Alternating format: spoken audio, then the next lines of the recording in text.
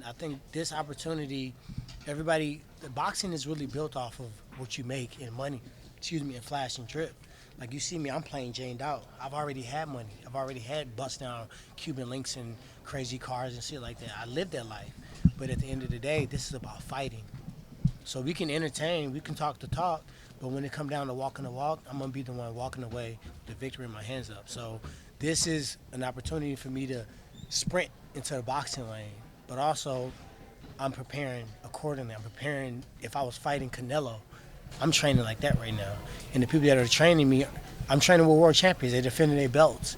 And we running together, we hit and miss together, we sparring. All these things are cohesive. So for me, I'm just really blessed, man. I'm so happy right now. Like people say, oh, I'm happy, I'm happy.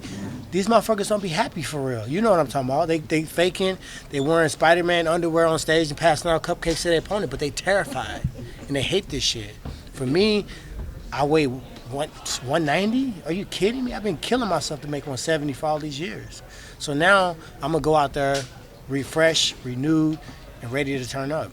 How did the Floyd stuff come together, training with him? Floyd, I've been buddies with Floyd for a while. Like, you guys can go back and look. I was actually supposed to train Floyd for MMA, but obviously everybody's seen what happened, with Logan and his fight and him and Jake's interaction that they had when they were out in Miami.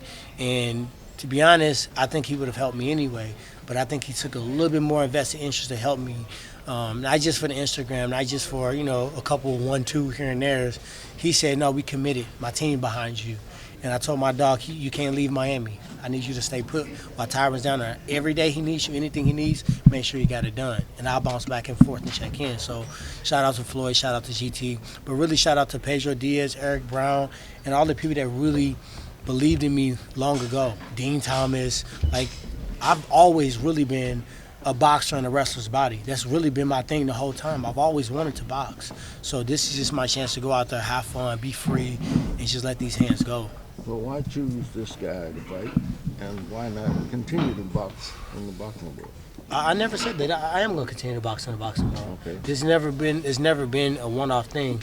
I was going to box before I even had this opportunity. Me and my manager, we had already been talking about being a pure free agent and really going to fighting wherever I wanted to, when I wanted to. Not because I own the belt and they need to fill a pay-per-view on a date. Now I got to fight, injured, ready, not ready, depressed, no matter what. You got to fucking fight. You got to defend a strap. There's only so many champions and so many pay-per-view dates, and all of them either have a strap or a 5-round fight, right or wrong. So there's been times I've fought injured. I can't remember the last time I was really healthy going into the fight, mentally, physically, and just in a mental state to really go out there and fight with all the bullshit, all the politics. This is a whole new breath of air for me. Like, I'm excited. Like, it's so positive. And yeah, of course, I'm getting a lot of positive feedback from the fans. I went from an image and something that was painted and portrayed about me that, a couple times people point out, no, that's not a real, assessment of who Tyron Woodley is. And now it's a completely flip of the coin. So I'm not getting too caught up in that either, because in 5 minutes people can say you the worst person on earth. But at the end of the day, I'm happy and I'm free. And I feel like if you saw me do work when I was just trying to prove people wrong, imagine what it's going to look like when I'm enjoying myself, when I don't have to cut that 25, 35 pounds to make weight, and I can just go out there and be strong and free. Tyron, we've heard you refer to Jake as a culture vulture, and that came up again when you guys were talking up there. You were talking about culture and how you're about the culture, and you're questioning his neighborhood and where he grew up. What is it about? Can you elaborate on what that means, and what is it? How does that apply to Jake? A culture vulture is someone that basically takes from the culture and the style and the swag and the look and the language and the appeal and the dress and the attire and the drive and the whip and the drip without giving credit to it. I am culture. People rap about what I live. I'm from the murder capital of the world. People rap about the stuff I've seen, the things I've experienced. I've been broke. I've been evicted from my house. I've been rich. I bought houses in cash. I've done all of it. But at the end of the day, I can do music because it's an expression. I can be 55 years old. How you going to tell me I haven't been in VIP in the club? How you going to tell me I haven't bought exotic cars or been evicted or been gangbanger or seen people die? Like, I've seen all of it. So for me, I feel like you look at the way he dressed. Like, my brand now is plain Jane. You're not finna see me with a whole bunch of boogers on a necklace and bust down. Like, why? My kid, you see all these rappers with the money up to their face? You're gonna see stocks. Axia, by the way, go and check that out. You're gonna see stocks, Bitcoin, crypto, real estate. My kids are my biggest flex. I love that he brought that up. My son's a 4.0 student getting recruited by Yale, Division I prospect. My daughter's a freaking phenomenal artist. She's T-Pain Jr. She blow your mind at 6 years old on auto-tunes. My son's a select soccer player. All my kids are amazing in school, straight A students. They respectful. They not in the situation I grew up in, but I grew up in a situation of love, support. But they grew up in a situation where they didn't have to want for anything. And they still got the humility, and they're still appreciative. So they my biggest flex, you know. Do you just feel like Jake has had a lot of things handed to him then, whereas you haven't? To be honest, can I be real with you? It sounds good. I can tell you this is what you want to hear. Maybe not you, but in general. Oh, he's been spoon-fed, and Jake ain't never did nothing. Jake's an athlete. They wrestled in Ohio. His brother placed in state. That's not easy. Ohio is the 4th or 5th best. I recruited. I was a wrestling coach. We go in PA first, then we go in New York, then we go in California, and Ohio is right in there with New Jersey. So to place in that and go wrestle Division I, don't let the smooth taste fool you. Don't let the Disney and the vlogger and I'm just bucket listing. Yeah, he's an athlete and he's really trying to go out there and fight without the pressure by minimizing what he's doing and how he's preparing until we get into the press conference. On the internet, he's like, oh, I'm going to knock out the 5-time champion. Now he's giving me the credit. Side by side, I'm washed up and I'm old, but I'm still faster. I'm still stronger, and I've been hit with everything you can get hit with. And I've also put a lot of people down, world-class Hall of Famers.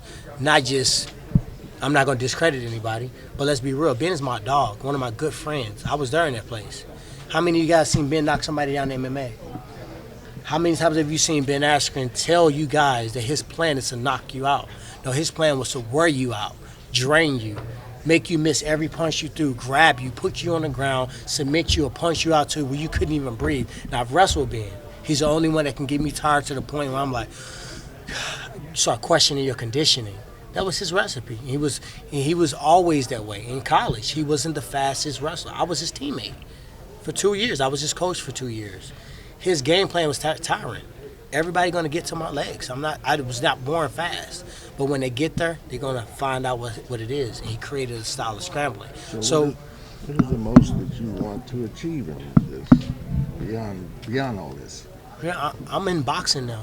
This ain't a OG. I want to tell you something because you keep asking me the same question. I'm here, and you gonna have this microphone by my face a lot because I ain't going nowhere. And I'm gonna be fighting your real boxers, and they're gonna have a problem to deal with, and it's gonna be me. So at the end of the day, I'm in boxing right now. Okay. He my first opponent. This is my first. This is your and everybody else's first chance to watch me box.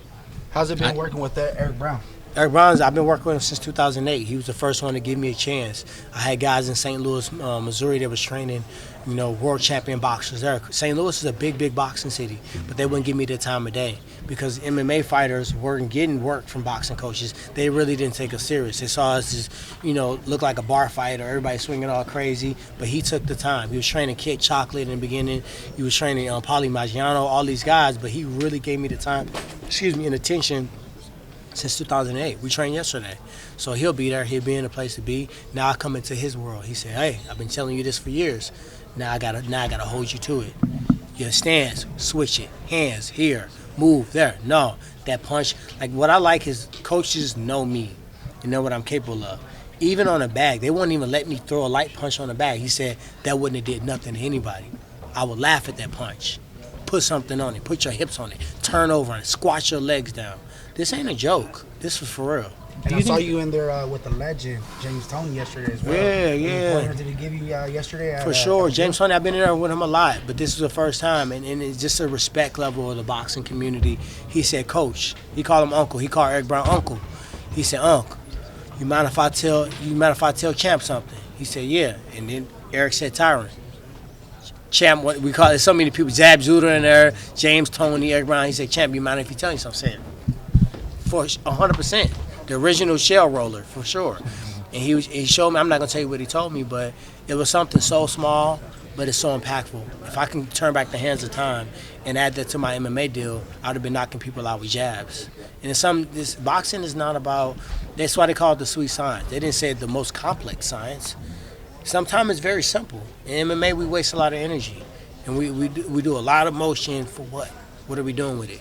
How did that set my opponent up? How did it put me in position? Can I punch? Anytime coach say stop, wherever I'm at, I'm supposed to be able to throw my best shot as hard as I can. What's the difference between a UFC training camp and a boxing training camp? UFC training camp, the boxing component of the training camp was geared towards MMA. Coaches knew the different disciplines. They knew the wrestling that could come forward. They knew the checking the leg kicks. They knew the position that you wanted to get in, and it allowed you to be squared. It allowed you to have your feet pointed this way because you had to defend leg kicks. But boxing, I feel like, is almost like you would never take a butter knife and try to slice through the butter with the Y way, right? You would take this way, and it's the same thing with boxing.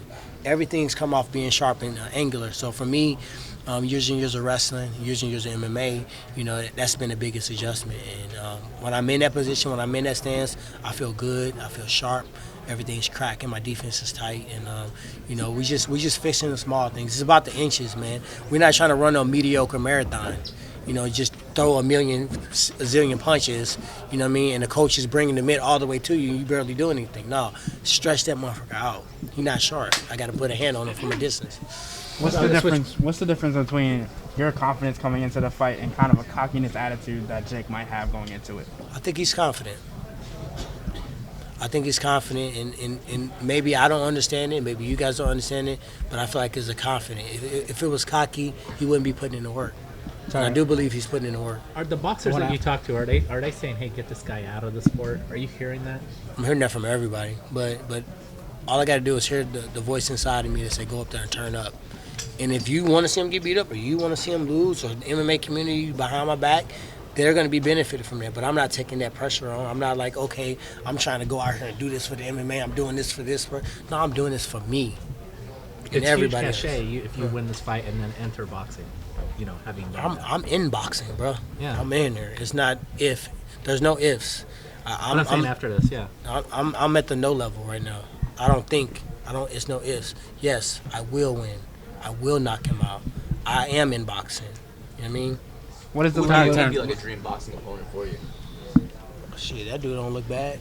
Charlo, what's that? Charlo, Canelo. I think for me, I want to pay respect to the sport. I would like to fight an OG, a veteran, somebody that's been in the sport for a long time. De La Hoya's name got thrown around a little bit. I think it's to enter into somebody's sport. I think you got to do it in a respectful way. I think me fighting a seasoned veteran first, and then maybe fighting a current stud. I think that's the way you get the respect. I'll fight him probably a couple times. You know what I mean? Because he's going to be walking around with I Love Tyron Woodley tattoo on his body, so you might as well try to get it back, try to get a chance to redeem yourself. So we probably going to fight a couple times. And he added a no competition. Who does that when they're confident? You think I asked for that? Now, if you let me rob the bank twice without going to jail, of course. I'm kicking the door in. Give me the brain shark, give me everything. So I really believe that fighting him a few times, fighting an OG in the boxing game, and then fighting the current guy, is no way you can't respect me now. There's no way you can ever question. That's 4 fights. Put those 4 fights together. You know what I mean? Put those 4 fights together. Now we talking. There's obvious heat between you and Jake. But back in Miami, we saw Mama Woodley and Jake's mom. You guys, they embraced. What'd you think of that? What they got smoked for? You know what I mean? They gonna fight each other? They gonna face off and square up? No, they love their kids, and they want to see their kids do well. You think Jake's mom want to see me hurt? Probably not. She don't. Why does she got anything against me? What did I do in the sport negative? I was a banner of living the upright life and never taking performance enhancement drugs and putting on the test and winning when people thought I was going to lose and continuing when many people thought I should quit. That was me. That's my brand. If somebody say, what can you be remembered for? I never quit. My kids ain't never see me quit. I told my son, I said, I made it sure that everybody, not just you guys, but people from Ferguson, people from St. Louis, and people from similar backgrounds, complexions or whatever, they know what's possible now. If a motherfucker touch the moon ever, I know I can. If you put a big toe on the moon, you can't tell me I can't go there. So at the end of the day, of course, they want to see their kid live their dreams, and my mom want to say the same thing. So they kind of really the same. So they ain't got nothing to do with me and Jake, though. What did you think of the fight, though? What did she think of you fighting Jake? After seeing you become UFC champion and all that, what does she think of you now fighting this guy? The idea of me constantly becoming a trailblazer. I'm the original. Make sure I go check out Champ Camp. It's a whole movie right now. Champ Camp episode 2 and episode 1. Catch up if you ain't there. But you look at the storyline behind it. Look at the family that's involved. My ex-wife flew my kids in the training camp because I say I can't leave. I'm locked in. I canceled all my gigs. I canceled my UFC gig on the desk. I canceled these photo shoots. I canceled going to my buddy's thing in Vegas I promised him I would go to. Now this war. This ain't no play. So I asked her to fly my kids in because I need them. They're a big part of why I fight for. They're a big why in everything I do, and I needed to see them. And they was there and they saw what their dad was doing. You don't think that's going to inspire a kid? My kids are athletes. They're conquerors. You know what I mean? Like, so at the end of the day, when you really think about what we doing this for, it's clear what I'm doing it for. So my mom, yeah, she supported. She supported everything I've done. Tyron, did you get a chance Thanks, to watch Tyron.